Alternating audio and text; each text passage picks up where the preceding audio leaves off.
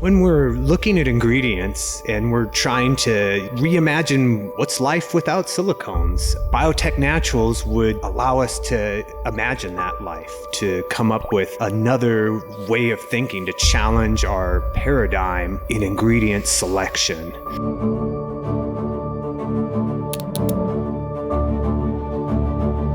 Biotech Naturals, it's a very specific sector of how ingredients are made and an advanced application of fermentation techniques to produce interesting and high-performing materials.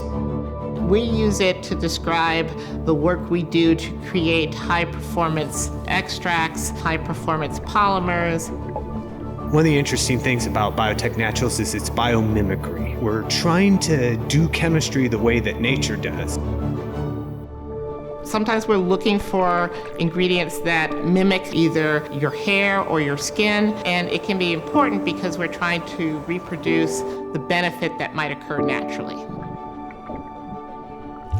Now we're making ingredients by harnessing the power of Mother Nature and the chemistry that she has access to. And we know that Mother Nature is this really sophisticated chemist.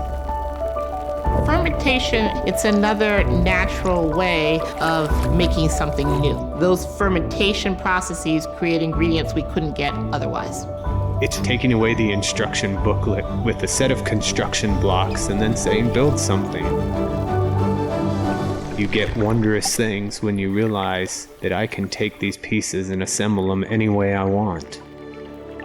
Polymers are a class of molecule that is made up of repeating units of the same building block over and over, and they tend to have a very large structure. We use polymers for styling benefits, we use them to thicken our products, and in some cases we use them for a finishing, conditioning benefit.